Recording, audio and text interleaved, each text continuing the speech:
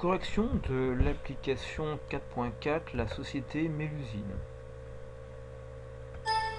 Cette société Mélusine donc fabrique un produit au sein d'un atelier qui lui est spécifique.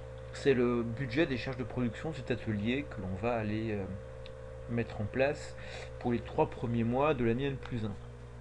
Alors pour faire ce travail, sur ma feuille de calcul Excel, j'ai déjà rassemblé les différentes données de l'énoncé, le programme de production, les standards de production, les coûts prévisionnels, et je me suis préparé un petit budget, donc les 3 premiers mois, janvier, février, mars, pour lequel je fais apparaître quantité et coût pour chacun des mois dans les colonnes, et en ligne les différents éléments rentrant en ligne de compte pour l'obtention d'un produit, à savoir la matière M, les pièces, de la main-d'œuvre directe à la fois pour la fabrication et pour le contrôle, et puis les charges indirectes de l'atelier, ce qui nous permettra ensuite d'obtenir coût total, puis coût unitaire pour chacun des mois de notre budget.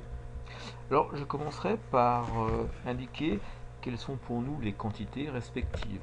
Ainsi en janvier, c'est 600 produits qui sont fabriqués. En février, également 600. Et en mars, ce sont 1000 produits qui devraient être fabriqués. Maintenant, je vais m'intéresser à la matière M. La matière M, c'est 20 kg de matière pour 100 produits. Donc ce qui va nous faire le calcul suivant. En janvier, 600 produits sont fabriqués. Je divise par 100 et je multiplie par le nombre de kilos correspondant, c'est-à-dire 20. Ce qui nous fait 120 kg consommés, avec 1 kg qui est à 20 euros. Nous avons 2400 euros de matière première une qui devrait être consommée pour le mois de janvier. En février, la production est identique. Donc là, pour le coup, j'ai exactement les mêmes informations que je duplique. En mars, c'est 1000 produits qui devraient être fabriqués. Donc je divise par 100 et je multiplie par le nombre de kilos pour 100 produits. C'est donc 200 kilos qui devraient être utilisés. Ces 200 kilos ayant un coût de 20 euros le kilo.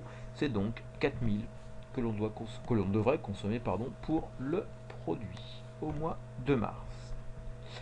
Au niveau des pièces, les pièces, eh bien, pour 100 produits fabriqués, on consomme 100 unités de produits.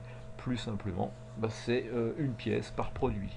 Donc là, pour nous, les quantités, ça sera facile. En janvier, c'est donc 600 produits, 600 pièces.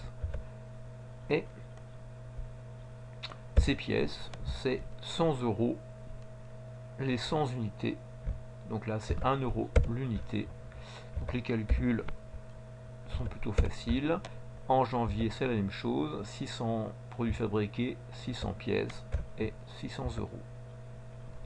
Pour le mois de mars, eh bien, on fabriquera 1000 produits, une pièce par produit, ce qui en fait 1000, et 1 euro par pièce, soit 1000 euros. Maintenant, pour la main-d'œuvre directe, de fabrication tout d'abord, ensuite de contrôle. Pour la fabrication, c'est 30 minutes par produit. Je vais donc alors dire 30 minutes, c'est la moitié d'une heure. J'ai 600 produits, je multiplie par 0,5. Ça me fait 300 heures pour fabriquer tous les produits du mois de janvier. 300 heures à 15 euros de l'heure, j'ai pour 4500 euros de main d'œuvre de fabrication. Le mois de février, on est exactement sur les mêmes quantités de produits, donc même quantité d'heures et même budget de fabrication. Et pour le mois de mars, c'est 1000 produits, une demi-heure par produit, donc 500 heures, une heure étant prévue à un coût de 15 euros, soit 7500. Pour le contrôle, on est à 10 minutes de contrôle pour nos 100 produits. Pour un produit, pardon. Ce qui veut dire qu'on a un sixième d'heure à chaque fois. J'ai 600 produits, je divise par 6. Non, pardon, je divise 600 par 6, ce qui me fait que j'ai besoin de c'est besoin de 100 heures. Pardon. Et une heure est payée 18 euros, soit 1800 euros pour le mois de janvier. Pour le mois de février, même quantité de produits, donc tout est pareil. Et puis enfin, pour le mois de mars, c'est 1000 produits. Je divise cela par 6, ce qui me fait 166,67, etc. à un coût de l'heure qui est de 15 euros. J'en ai pour 2500 euros. Non, c'est du 18 euros de l'heure, pardon, c'est pas 15. Je me suis trompé de ligne. Voilà, 3000 euros pour nos produits fabriqués au mois de mars. Maintenant, les charges indirectes. Les charges indirectes, on a un total annuel qui est de 28 500 pour l'ensemble des produits fabriqués et qui va être réparti au prorata des heures de machine. On sait que l'on a 20 heures de machine pour 100 produits. Donc notre calcul va être le suivant. Je prends les 28 500 annuels.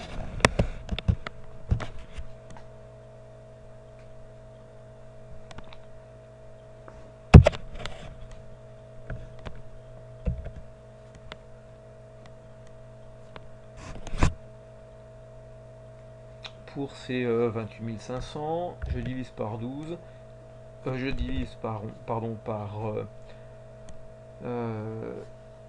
le nombre d'unités d'œuvre. Je vais donc dire alors que pour ce qui nous concerne,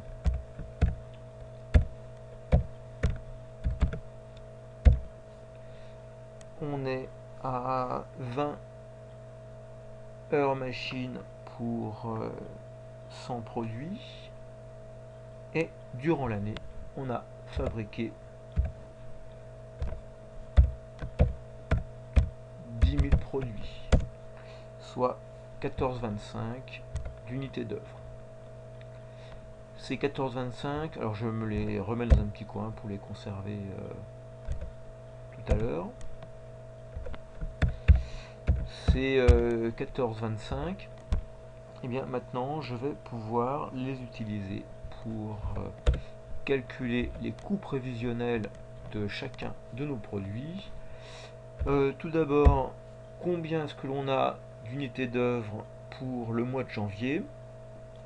C'est 20 heures machine pour 100 produits, on a 600 produits, et bien ça nous fait 20 fois 6, j'ai pour 120 unités d'œuvre. Chaque unité d'œuvre à 14,25, soit 1710 euros pour les charges indirectes du mois de janvier. Même quantité d'unités d'œuvre pour le mois de février, puisque la même quantité de produits. Et au mois de mars, c'est 1000 produits divisé par 100 fois 20. On a 200 unités d'œuvre à 14,25 l'unité d'œuvre, soit 2850. Je peux maintenant nous calculer le coût total pour chaque mois, soit 11 010 pour janvier comme pour février et 18 350 pour le mois de mars. Et ramener tout ça au produit en divisant par le nombre de produits, soit 18,35 pour le mois de janvier, ça va être la même chose pour le mois de février, et enfin pour le mois de mars, on est à 18,35 par produit, ce qui est logique, hein, puisque là on est sur du prévisionnel. On n'a pas fait varier une quelconque valeur de matière première, une consommation, une nomenclature, etc. Merci pour votre attention.